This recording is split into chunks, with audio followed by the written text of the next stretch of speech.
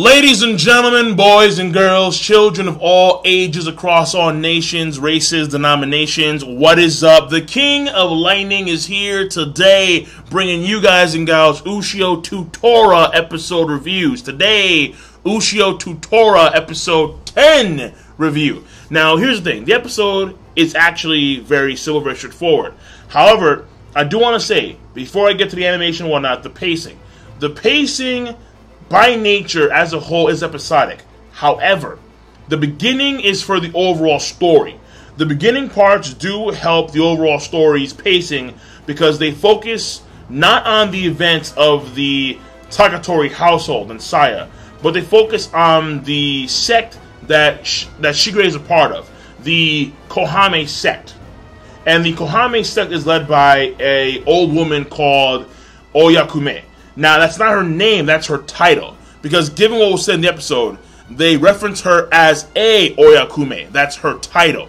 And she tells her head priest, Nigira, to tell the other priests to leave Tora and Ushio alone, so they can focus on whatever they gotta do. So either they're gonna monitor them, or maybe even assist them and nurture them. We'll see in the future. But the Beast Spear chooses its user by fate. Therefore, even though they've been focusing on the other 4 pupils, those 4 right now are irrelevant because you have Ushio, who has been chosen apparently by the Beast Spear. Now, we're not too sure about that full on, but we'll wait to see later on. So basically, that's very good for the overall story, because now Ushio and Tora, they can, let's say, go do their training with Uncle or whatnot, go find Mom and whatnot, and they don't have to worry about being attacked by priests from their 6, Because you know how priests roll. They like attacking little boys from behind. They're freaks like that. But old lady, she's like, no. That shit don't roll in my house. That shit don't roll in my sect. You wait, you want to do all your genitals? Oh, hell no. You put them shits where they belong in your pants. I got you on lock. So old lady came in clutch. So saving Ushio a lot of rear end pain, to say the least. So that was good.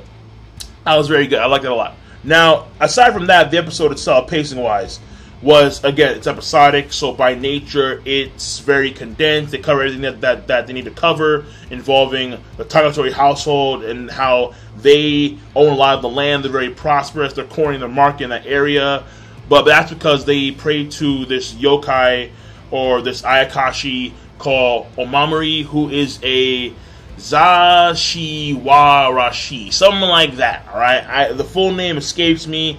I don't got time for that shit. Ain't nobody got time for that. Fuck that. So here's the thing. Obviously, they're using the power of the yokai to obtain fortune. And they communicate with the yokai via a white-haired woman, a white-haired girl named Saya. And her mom, who also had white hair, could also communicate with yokai. So in the future, if we see any white-haired women, there's a chance that they could communicate with yokai. They're mediums between humans and yokai. And basically, Omamori, she's trapped. She's trapped and she can't escape her imprisonment. Now, you have Tora, who can obviously relate to that because he was trapped for 500 years.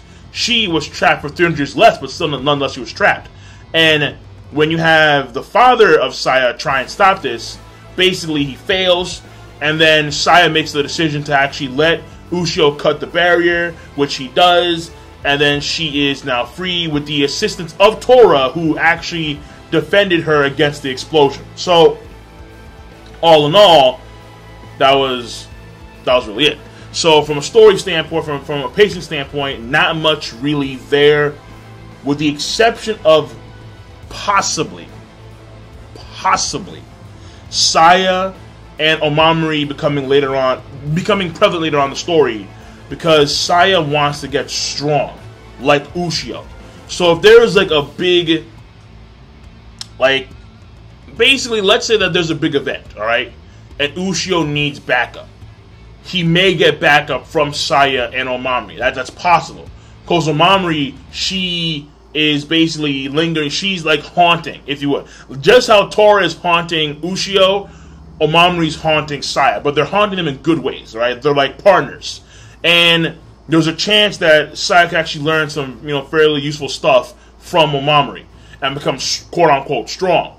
So there is a good shot that she may come back into the story.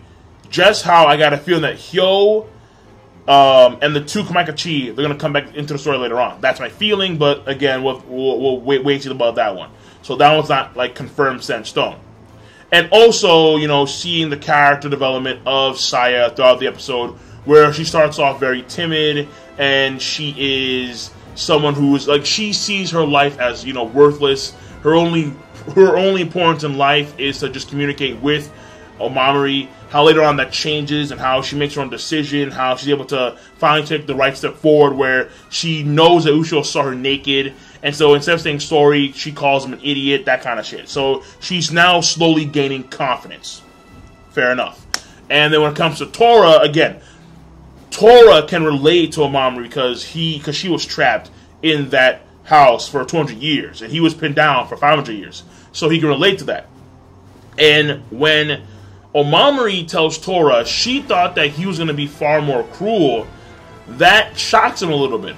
But this is what also Shigure said about how, I think it was Shigure, who basically said that Tora, he's clearly gone through some type of change ever since being with Ushio.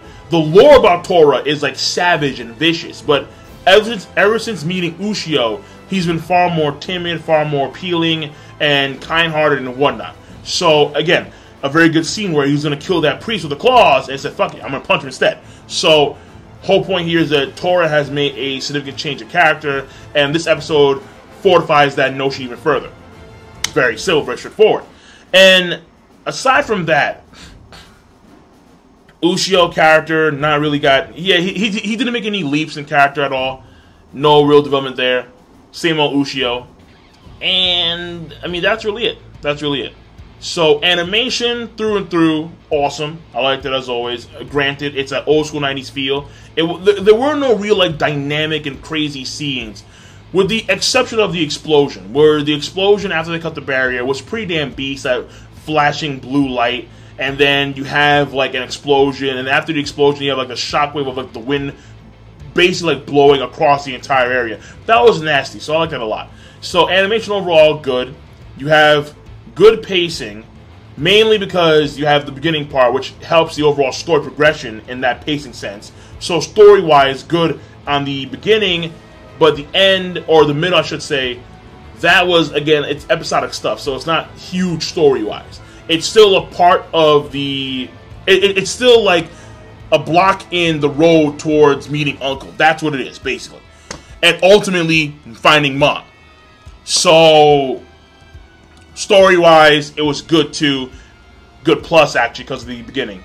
And then, finally, character-wise, again, Saya and Omamori, they have the character development, but if they're going to be relevant later on in the story, not too sure. And Tora, it's more fortification. So, overall episode rating is going to be a good, and I'll leave it at that. So, King Lightning, rate the video, comment, subscribe, and I will see you guys later. Have a nice one.